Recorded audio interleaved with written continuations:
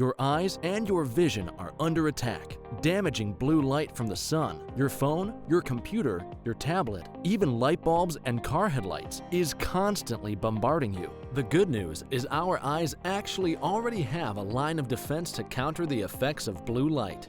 This defense is made up of 3 pigments called carotenoids. MacuHealth with Micromicelle, the only supplement with the exclusive patent on all 3 macular carotenoids and Micromicelle technology. Do your patients know what presbyopia is? There are people who are afraid of the press. Have you talked to your patients about multifocal contact lenses? I've heard the bifocal, but not multifocal. Exactly, not multifocal. Do you need help with your multifocal strategy? Learn more at the conclusion of this episode. With more screen usage and indoor time, myopia, also known as nearsightedness, is increasing and getting worse in children. Now, certified eye doctors can prescribe MiSight One Day, the first and only FDA-approved soft contact lens to slow myopia progression in age-appropriate children. Visit CooperVision.com to find a Brilliant Futures certified eye doctor near you. Good morning, I'm Dr. Kerry Gelb. Welcome to Open Your Eyes Radio. Please listen as I discuss the newest information in the world of health, nutrition, and sports every Saturday morning, 9 a.m. Central Time on AM 1280 The Patriot. Also, please share your thoughts by emailing me at drkerrygelb@gmail.com. That's drkerrygelb@gmail.com. And visit my website at drkerrygelb.com. We're back with our guest from last week, Jeff Hoyt. Jeff is a wellness enthusiast. He has a passion to teach people how to improve their health through safe detoxification. He's a world authority on the supplement zeolite. Zeolite selectively removes toxic elements from our body while sparing essential nutrients. Jeff, thank you again for joining me this week. Hey, Dr. Gelb, great to be back. Thanks for having me. You know, last time we ended on mercury poisoning, and I just want to tell the audience a story. I always fancied myself on being a health nut, eating very healthy. And for a long time, I would eat a lot of salmon. And there was a restaurant near where I lived. And I remember eating this salmon, and I would look at it, and it looked like it had these like little red pellets in it. And sure enough, as I learned more about this, it was dye. They were dyeing the salmon because the salmon was gray, and this was farm salmon.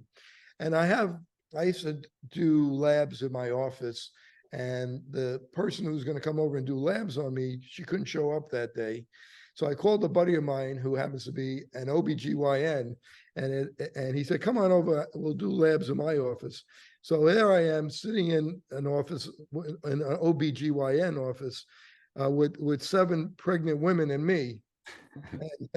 And so one of the problems I've always had was sleeping. So I did my labs, and my buddy, the OBGYN, calls me up and says, Kerry, your mercury is off the chart. It's 25 and it should be less than 3. And I went on a detox program. And it didn't take that long. We talked about in the first segment, I have an infrared sauna, and it took about 2 or 3 weeks, and I took some detoxification supplements, including zeolite was one of them. And in about 2 or 3 weeks, I started sleeping much, much better. So I'd like to continue the discussion a little bit on mercury, and tell us what you could add to that story and how detoxification, even though mercury is a heavy metal, and we talked about in the first segment how it could be persistent, I was able to get my mercury go from somewhere around 25 to under 3, and I was sleeping better. So if you could add to that story for us. Sure. So, and that's great. I'm glad you were able to resolve that, because mercury, as you know, it's very uncomfortable when you have elevated levels of mercury like that. And some people respond, each person's going to respond a little bit differently, but it can affect the body in such a number of ways, one being sleep, just by potentially messing up blood sugar regulation, causing inflammation, whatever it may be doing. But when you have this elevated level of mercury like that, 25, that's floating around in the blood, then your immune system is going to be overactive. It's going to be attacking this mercury constantly, putting a lot of energy towards that. And when the immune system is activated against something, the natural result is inflammation, right? An inflammatory process. When the body's in a state of inflammation, symptoms can occur. Short-term inflammation is very helpful to deal with the issue, but if this mercury persists, if it continues being elevated in the body, your body gets stuck in this state of chronic inflammation. And that's where we can get more of the degenerative conditions, and it can become more problematic. So I think removing as much of the mercury as you can that's floating around is definitely going to be ideal. Now, for longer term solutions, I think it generally takes a lot longer than 2 to 3 weeks. Now, you might start feeling better in 2 to 3 weeks because you've removed the mercury that was causing the immediate threat. But generally, you have additional mercury that's your body is storing in the tissue and the organs. And that's where staying on a detox protocol for a few months opposed to a few weeks is beneficial, because you want to start getting to that next layer of the detox onion. Well, thanks for that. I appreciate it. And I was going into the sauna probably every day or every other day for, at 130 degrees for about 30 minutes, and taking some of those detox supplements, which were, which obviously was helpful. My friend wanted me to remove my fillings, but I didn't do that part. I did the other part. Thinking about removing the fillings was a little too much for me to think about. But anyway, we're getting back to this. I do want to talk, before we go into the detox program, I want to talk about BPA. Now BPA has been outlawed, so there's BPF, BPZ, BPAF, BPS. There's different in these plastics. I have a 13-year-old son who's a baseball player, and I'm one of the only parents that will not let him bring any plastic. We don't drink out of plastic in our house to try to avoid these BPAs. And, because it could cause early puberty, certainly in females, it affects hormones, and, could affect children's behavior, blood pressure, blood sugar. So if you could talk about BPA, or now BPF, BPZ, BPAF, et cetera, these polycarbonate type plastics. Sure. And the first thing you have to be aware of is, as you kind of mentioned, just because your plastic water bottle says BPA free doesn't mean it's safe, right? Because there's all these, variants of it now. And that's, there's regulatory stuff. There's loopholes. So BPA, yeah, it can mimic estrogen in the body. It can really mess up your hormones, as you said, potentially premature puberty, all these things. And there's so much plastic we're exposed to. One, definitely the water bottles. A lot of people exclusively drink out of water bottles. And an easy thing to reduce your BPA level is just stop drinking out of plastic water bottles, right? So as we talked about in the last episode, potentially getting a water filtration system, whether it's reverse osmosis or something else, and getting a glass water bottle or a safer, probably a glass water bottle would be best, or some other safe material, and then just taking that around with you and refilling it. There's other things you can do. I mean, there was a study done a while back showing that cashiers that were exposed to the receipts had much higher levels of BPA than an average person. So I always try to touch the receipt as little as possible. Usually I say I don't want it, but if I have to take it, I just barely touch it and then I throw it away as quickly as possible. And it lines the cans, if you're eating food out of cans. Yeah. It's in all sorts of things. It's an industrial plastic, so they're going to use it in a lot of stuff, a lot of things you wouldn't think of. But just the more you can get away from commercially packaged things, and the more you can use natural glass containers and your own containers, and make things yourself and store them in your own natural glass, mason jars, even glass mason jars, things like this are going to be much safer than any sort of commercial packaging. And people microwave things. They bring food home from a restaurant, and then they're microwaving it in styrofoam or in plastic. That can't be good. Absolutely not. And that's really one of the main reasons that these plastics and toxic elements leach from these materials, is when they're heated up. Because if you have something that's just room stable, it's less likely to leach a chemical than if it's heated up to whatever degree, especially in the microwave with that radiating, that level of radiation just zapping it. There's all sorts of toxic stuff released into it and it's connected to your food. So those toxic elements are going to naturally, some of them make their way into the food. You eat the food, now you've consumed chemicals along with your food.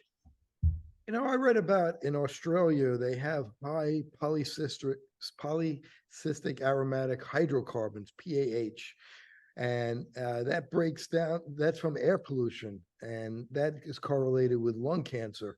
And in Australia, the incidence of lung cancer is very high because of this PAH. If you could make a comment on that in the last few seconds that we have in this segment. Well, I certainly don't like the sound of it. I'd like to hear you try to say it 4 or 5 times fast just for entertainment purposes. But yeah, it sounds toxic. And I think some of this research speaks for itself, where you have elevated amounts of these various toxic elements, and then you see the correlation of the elevated lung cancer or whatever it may be. So and sometimes I don't even think we need the study.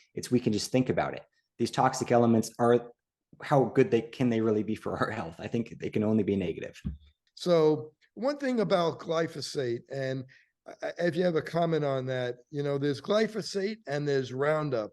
And in Roundup, it's 50% glyphosate, but there's 50% of it is these inert proprietary ingredients, which, according to international law, doesn't allow the public to know about it. But there was a researcher, Seralini, in Italy, and he has a lab, and he found out in the other 50% of Roundup, there's arsenic and there's other very toxic chemicals, and that Roundup itself is much more toxic in animals, 1,000 times more toxic than glyphosate alone. So if you could comment on that. Absolutely. So yeah, I mean, and I had mentioned at one point that maybe it was last episode that there's a synergistic effect with toxic elements. So one, you want to consider the various toxins. Two, you want to consider your body's response to those toxins. Some people respond even worse than others. Then you want to consider the synergy. And when you start combining, you have this, chemical soup of toxic elements. It's even more toxic than getting each chemical on its own. And I've heard that as well with the Roundup, that glyphosate, yes, that's 50%. That's the active ingredient. That's what we all, a lot of times we'll get lab tested for and consider to be the main problem, but it's definitely the other chemicals that make up the other 50% of Roundup are going to be not good for our health. So that's been starting to be proven now. And they're, as you said, 1,000 times more toxic. That's incredible. So yeah, it's not great. And the glyphosate is so widespread just because it's genetically modified foods, they're using it all over. And then the wind is blowing it all over the place. It's just been found all over, and it's really not great. And one of the things I also think glyphosate, interestingly, actually chelates, it binds to aluminum. And when we do lab testing, almost everyone has high levels of aluminum these days. And I think potentially one of the reasons for that is because of the high glyphosate toxic burden in our bodies that's attaching itself to the aluminum. So we potentially need to get rid of the glyphosate in order for the aluminum to leave. That's just one of my theories, but definitely want to stay away from Roundup, glyphosate, anything in there, any one of those chemicals as much as possible. Well, that's a really interesting point about the aluminum. So let's talk about arsenic for a minute. Arsenic probably is the most dangerous environmental toxin that people are exposed to, or at least one of them. And there was a study done in Native Americans, and it showed that with looking at 4,000 Native Americans, that it was responsible for a quarter to a third of the cancers in Native Americans are due from the arsenic, also correlated with diabetes and stroke. And we should, in the water, should be maximum 10 micrograms of arsenic per liter of water. And there's a lot of places in the country where we don't know how much arsenic is in the water. And if you could comment on arsenic. Sure. So definitely, I think the research speaks for itself. It's not something that we really want in an elevated amount in our bodies. The less, the better. And water supply definitely is one of the main sources. So for example, my water supply, which I don't drink, but in my local town, I checked the Environmental Working Group website. I typed in my zip code, and it gives you the safe levels for these various metals. Arsenic was 1,156 times the safe level. In your So, neighborhood? yes, in my local water supply, which I don't drink. So that goes back to last episode, the importance of purifying your water. So, and I've checked a lot of different areas for arsenic. Some areas don't have it in there, some do. So, but for me, and potentially it's because I'm in kind of a rural area with a lot of agriculture. So as you mentioned, arsenic is one of the things that's in Roundup. So potentially it's some of the environmental, pesticides and Roundup and things that are getting into the water supply, resulting in these high levels. But definitely something to be aware of. So that's why you really got to be careful with the water you're drinking. And Roundup is all arsenic is also related to gout. If you have high arsenic, you have an increased risk of gout, cardiovascular disease. I think we might have mentioned diabetes. But where do we find this arsenic? We find it in rice. They give it to chickens. They give it to chickens to make the chickens bigger and to make the meat pinkish white. If you could even comment on that.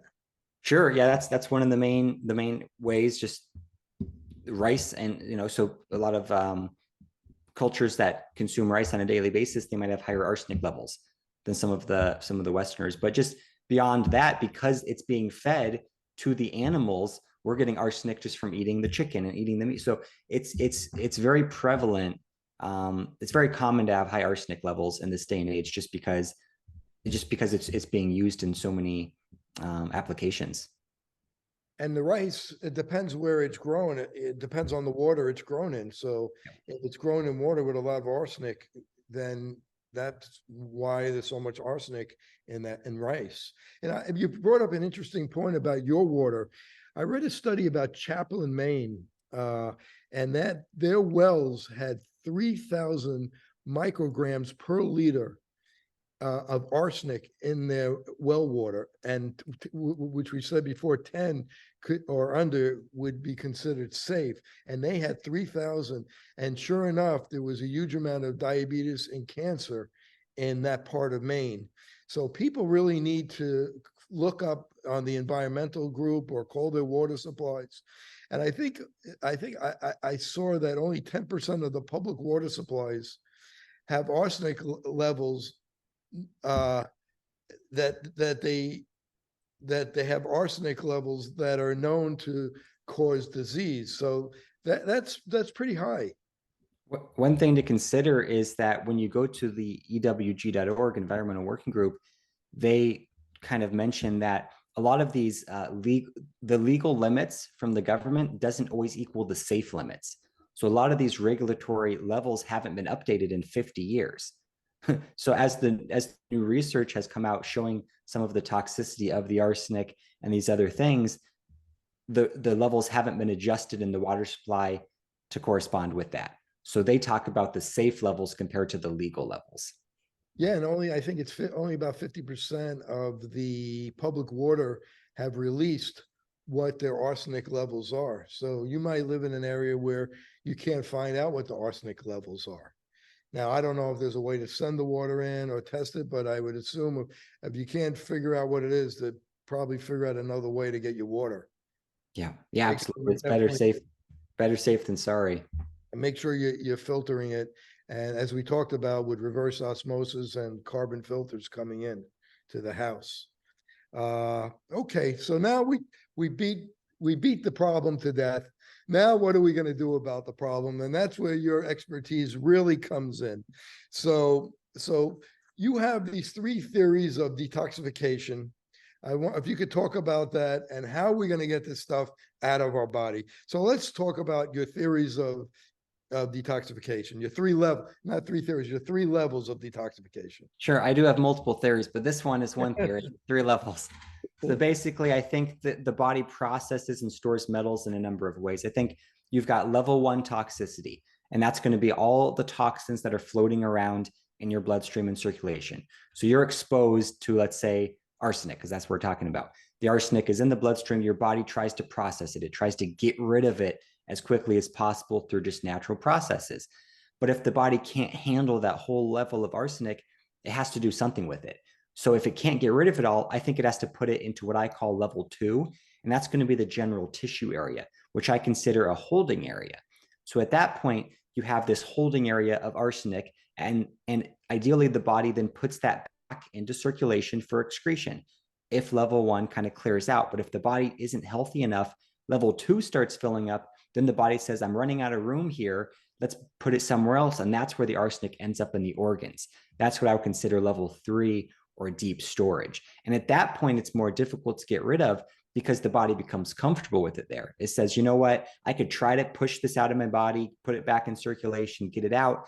But I think that might be too stressful for me right now because it might cause some detox reactions. It might cause inflammation. It might cause all these issues. So I'm just going to leave it there.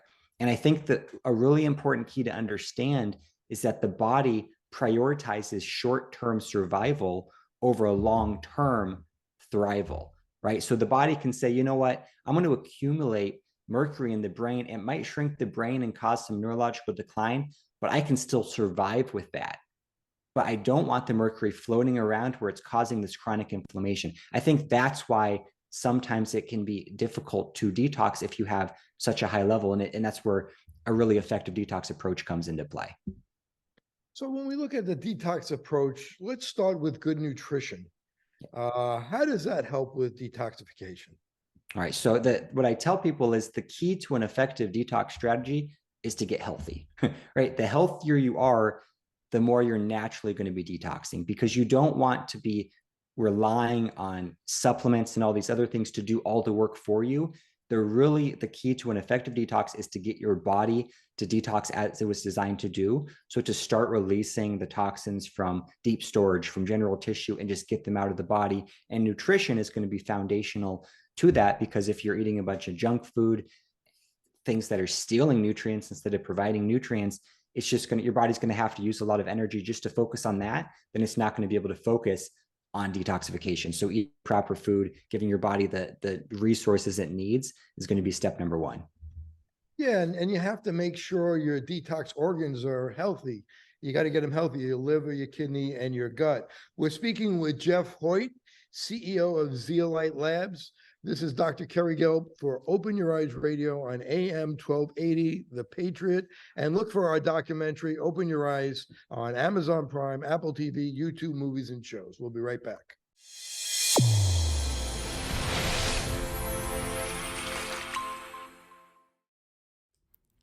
MacuHealth, your science-born and tested solutions for visual performance, macular degeneration, and dry eye syndrome. New products coming soon. Embrace the science.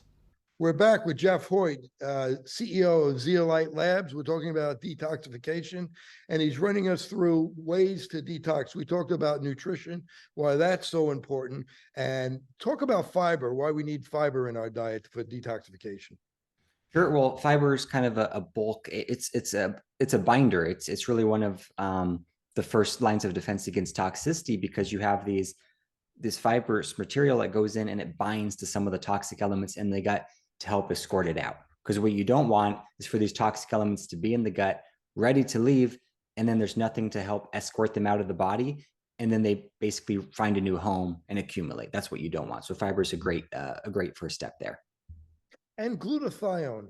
Glutathione is our body's natural way of helping us detoxify.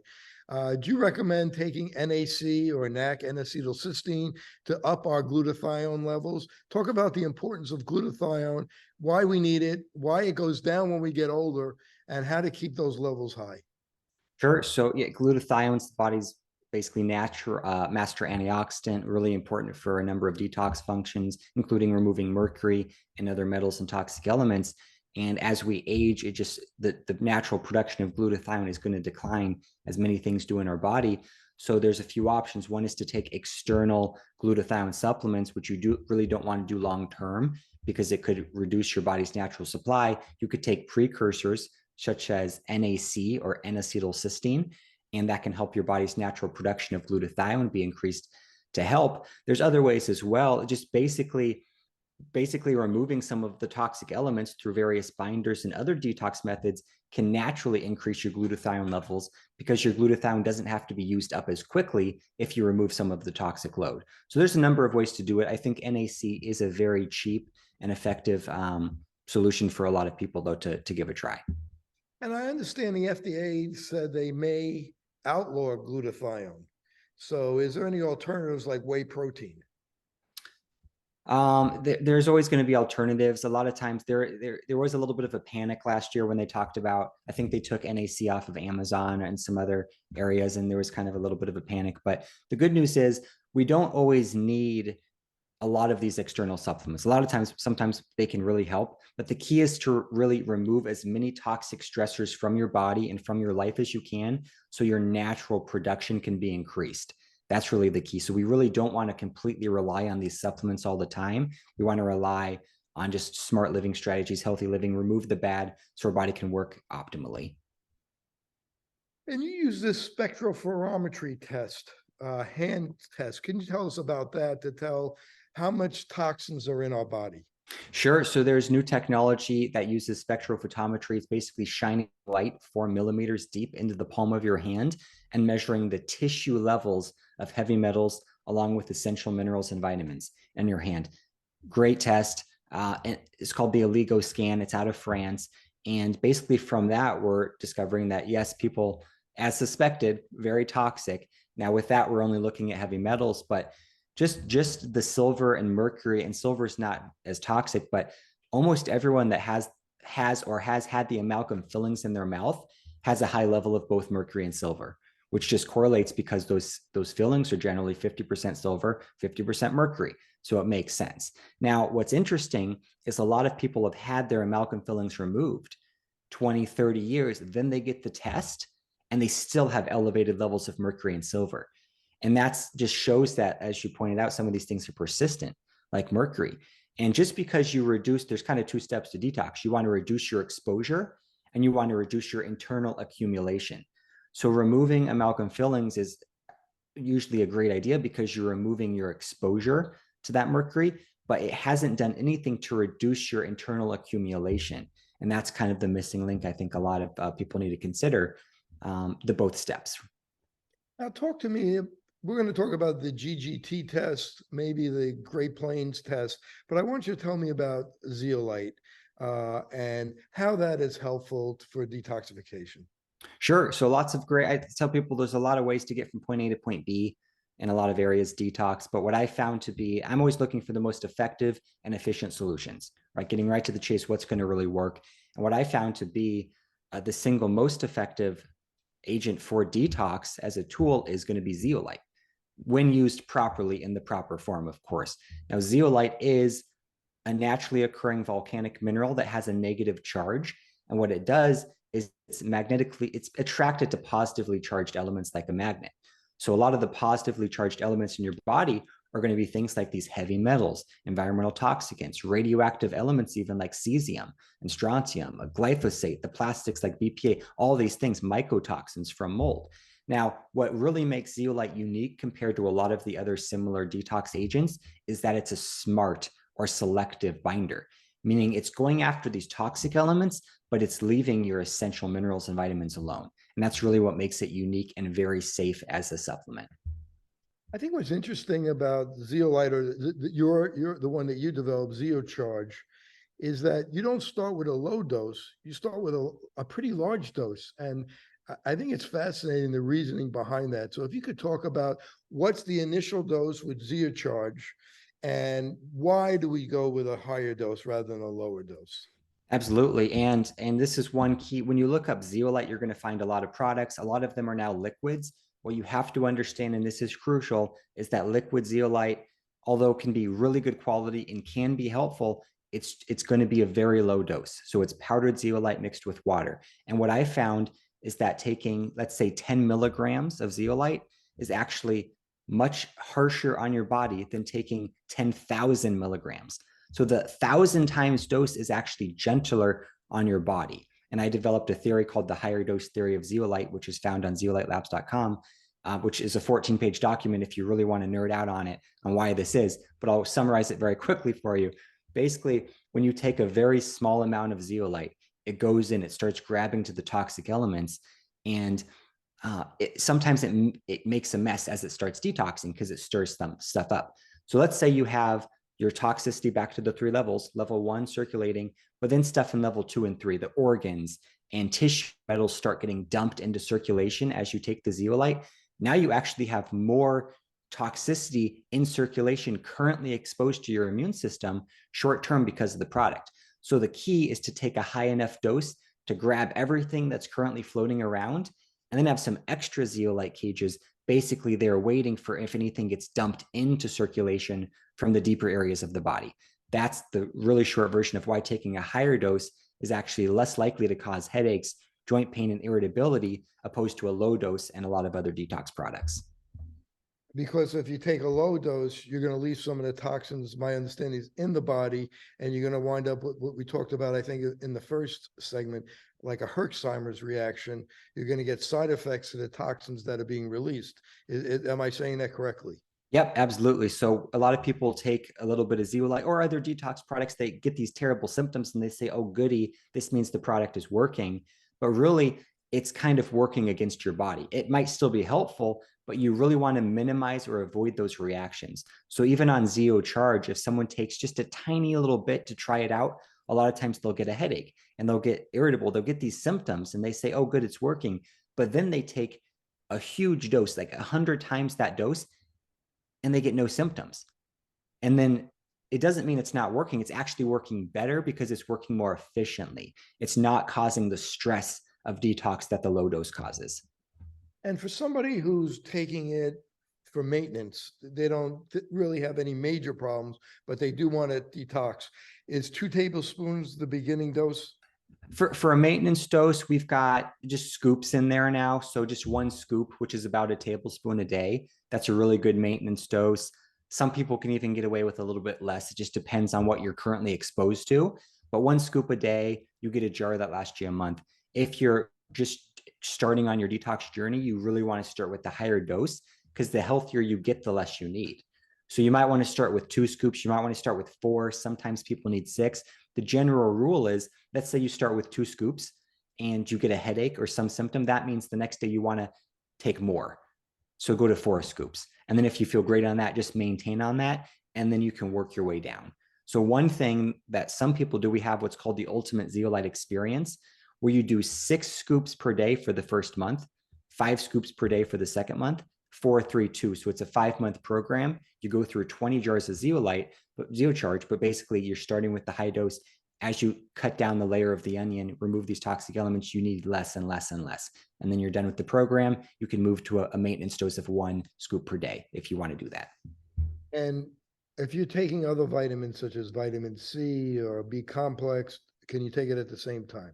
Absolutely, because it's not going to bind directly to those things. And we have a case studies, and you can check them out on our site. But the case studies actually show that we can prove that our zeolite product, ZeoCharge, does not negatively impact vitamin and mineral status. And what was very interesting to me when we did the study was that just taking zeolite itself, which does not contain vitamins, actually improves the tissue levels of vitamins in your body. That's incredible. And it's basically, I think, because it reduces that oxidative stress.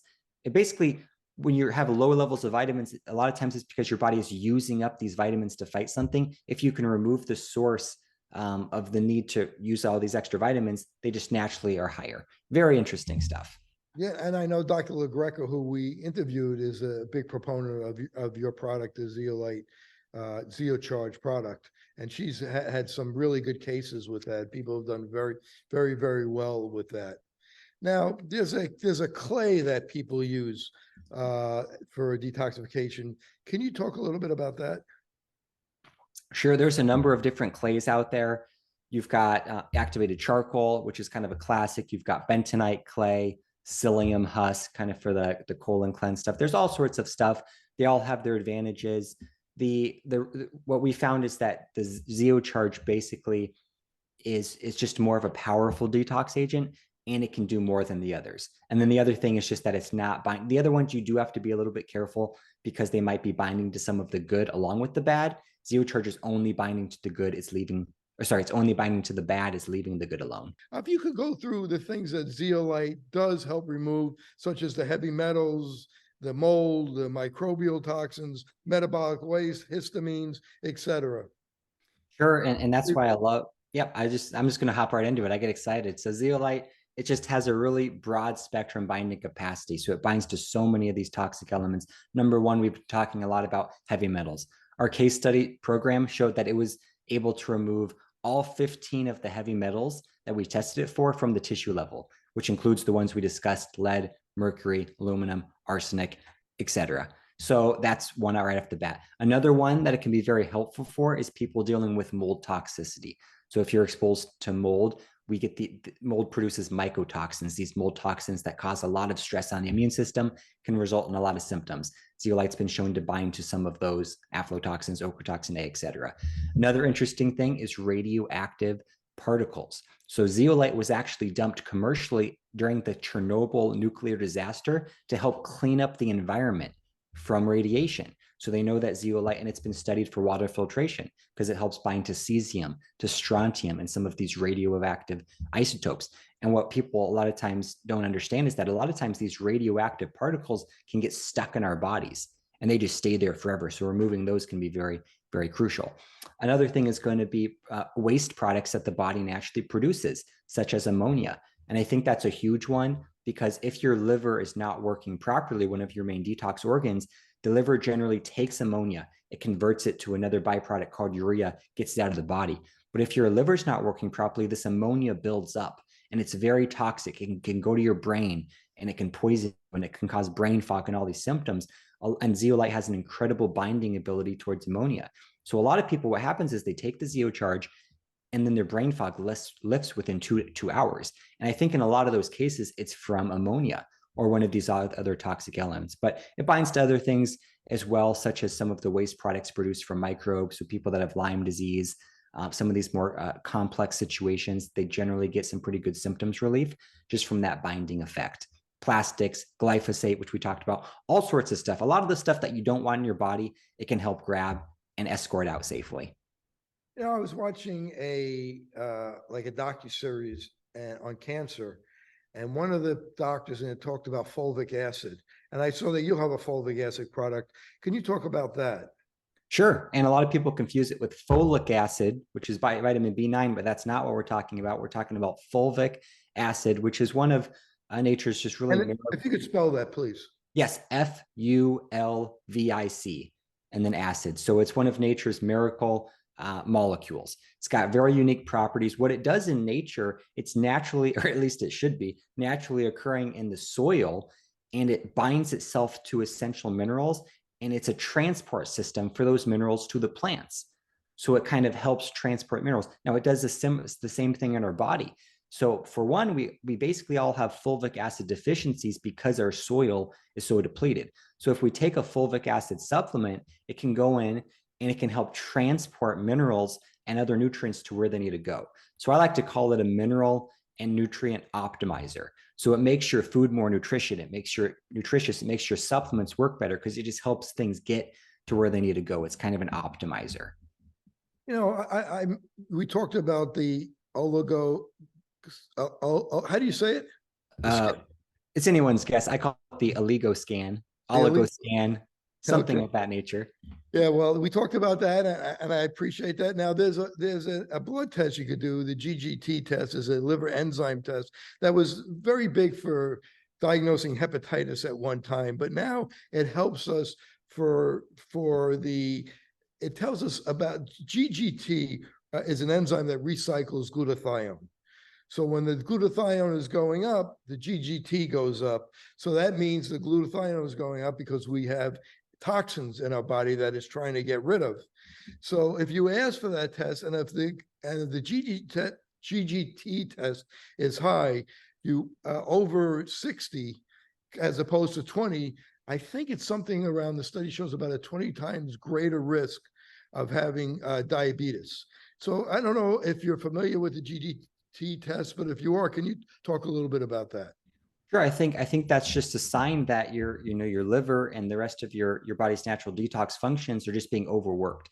You might not be able to keep up with the demand of the toxic burden you're exposed to, whether it's just one major toxic element like a mercury or an arsenic or a glyphosate, or it's just a combination of a bunch of things, and your body's just on overdrive. So you're getting these elevated levels of enzymes, right? So at that point, it's especially important to do something to give your body an assist, right? So the people that are in that condition definitely need to take more action, more immediate action to help their body out. So taking something like ZeoCharge and even a fulvic acid product like Fulvic Charge can go in and just help assist the body and naturally generally can lower some of those levels just because the body doesn't have to work as hard because it has assistance now. And then we talked about staying away from being exposed to toxins. And we talked about air and water. We talked about water filters. How about air filters? And any comments about that you can make? Sure, absolutely. And first, I always say, fresh air is going to be a great idea. A lot of people think that indoor air is going to be safer than outdoor air, but the outdoor air is generally going to be a lot healthier, barring just depending on if there's whatever's going on in your area. But even the indoor air,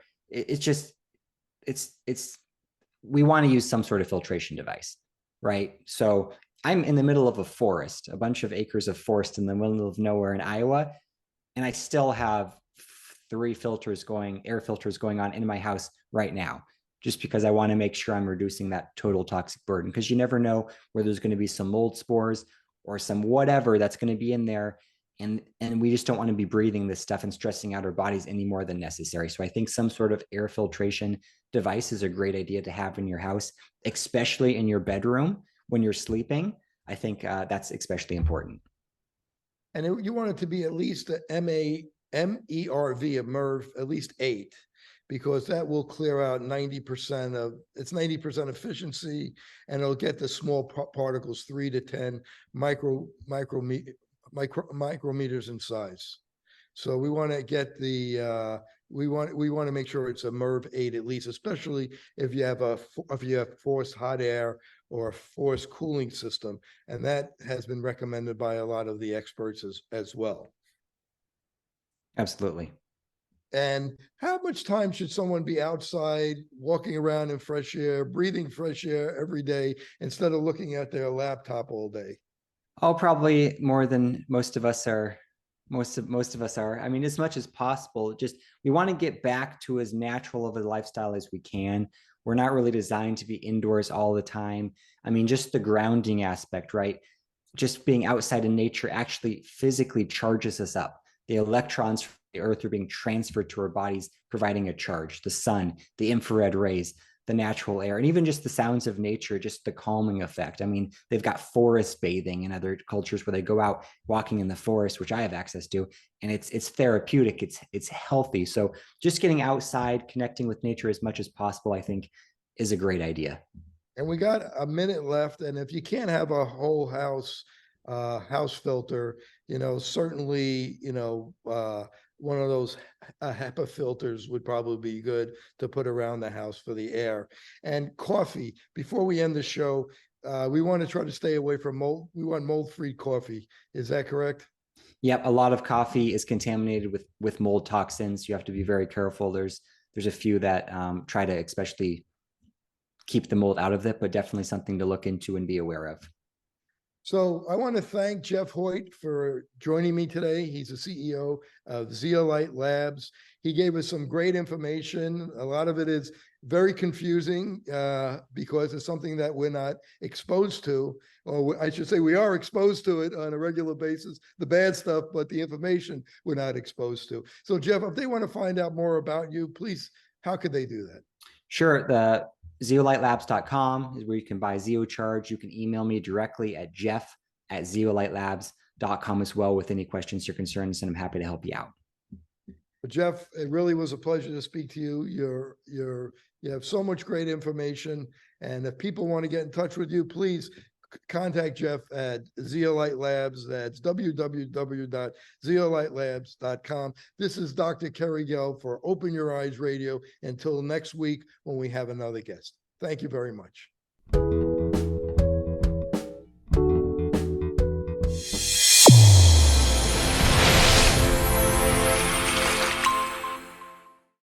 Your eyes and your vision are under attack. Damaging blue light from the sun, your phone, your computer, your tablet, even light bulbs and car headlights is constantly bombarding you. The good news is our eyes actually already have a line of defense to counter the effects of blue light.